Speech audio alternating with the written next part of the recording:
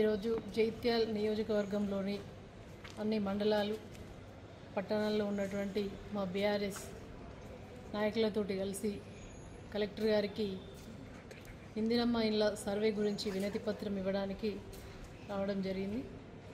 మరి కలెక్టర్ గారు అందుబాటులో లేకపోవడం, అడిషనల్ కలెక్టర్ గారికి వినతి పత్రం ఇచ్చి ఇందిరమ్మ ఇండ్ల సర్వే ఏదైతే జరుగుతుందో దాంట్లో పూర్తిగా అర్హులైన వారికి లబ్ధి చేకూరే విధంగా న్యాయం చేయాలని చెప్పేసి మా జైత్యాల్ కాన్స్టిట్యున్సీ ప్రజల పక్షాన, నాయకుల పక్షాన మేము మరి అడిషనల్ కలెక్టర్ గారి నుంచి జిల్లా యంత్రాంగం నుండి ప్రభుత్వానికి మరి విజ్ఞప్తి చేసినాం.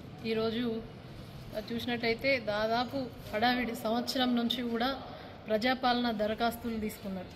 ప్రభుత్వం వచ్చిన మొట్టమొదటిసారి చేసిన పని ప్రజాపాలన దరఖాస్తులు చేసి అందులో 6 గ్యారంటీలకు సంబంధించినటువంటి అన్నీ అందులో మీకు వర్తిస్తాయని చెప్పేసి ప్రజలను మరి ఆగం చేసి ఇవాళ అవి పేపర్లకు మాత్రమే పరిమితమైనవి. అందులో పెట్టినటువంటి అప్లికేషన్లో మరి ఆ వివరాలు పూర్తిగా నమోదు కూడా చేయలేరు.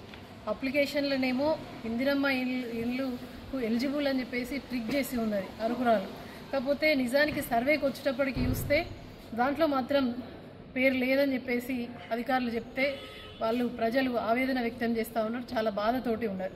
ఆనాడు కేసీఆర్ గారు మరి గృహజ్యోతి అనే పథకం పెడితే వీళ్ళు దాన్ని పేరు మార్చారు ఇందిరమ్మ పథకం అని చెప్పేసి తప్ప దాంట్లో ఇప్పటి వరకు కూడా హడావిడి చేస్తున్నారు. మళ్ళీ ఇప్పుడు లోకల్ బాడీస్ ఎలక్షన్లు ఉంటాయని చెప్పేసి ఇందిరమ్మ ఇండ్ల సర్వే అని చెప్పేసి ఊరూరా సర్వే కార్యక్రమం జరుగుతున్నది.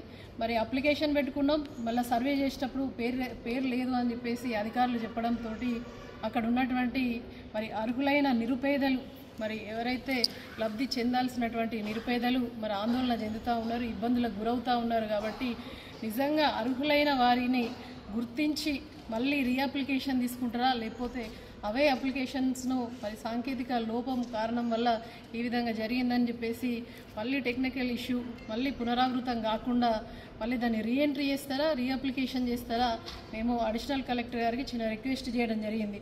జైత్యాల్ జిల్లా కాన్స్టిట్యున్సీ పక్షాన మీరు ఒక కౌంటర్ ఏర్పాటు చేసి అర్హులైన వారి ఒక ఆధార్ కార్డు మళ్ళీ ఒకసారి అప్లికేషన్ తీసుకున్నట్టయితే ఇందిరమ్మ ఇండ్లకు వాళ్ళు ఎలిజిబుల్ అవుతారు. వాళ్ళు ఇచ్చిన డేటా ప్రకారం మీరు ఊర్లలో సర్వే చేసినట్టయితే వాళ్ళకు న్యాయం జరుగుతుందని చెప్పేసి వాళ్ళకు ప్రభుత్వానికి తెలియజేయవలసిందిగా వారి ద్వారా విజ్ఞాపన చేయడం జరిగింది. దాంట్లో ఒక ఇందిరమ్మ ఇండ్లే కాకుండా అన్ని పథకాలు కూడా ఆ ప్రజాపాలన దరఖాస్తులో ఉన్నాయి. కాబట్టి డాటా ఎంట్రీ చేసేటప్పుడు ఆగమాగం చేసేసి టార్గెట్ పెట్టిండ్రు, అది సరైన ఎంట్రీ కాలేదు. కాబట్టి ఇవాళ సాంకేతిక లోపం వలన లేకపోతే వీళ్ళు ఏదో హడావిడి చేసి ప్రజలను మభ్యపెట్టి మరి వీళ్ళు రేపు ఎలక్షన్లు వస్తున్నాయి కాబట్టి ఇవాళ ఇందిరమ్మ ఇండ్ల సర్వే అని చెప్పేసి పెడుతున్నారా అని చెప్పేసి తీవ్ర ఆందోళన చెందుతున్నారు. కాబట్టి మొత్తానికి మా బీఆర్ఎస్ పార్టీ నాయకుల పక్షాన, ప్రజల పక్షాన ప్రభుత్వానికి విజ్ఞప్తి చేస్తూ ఉన్నాం.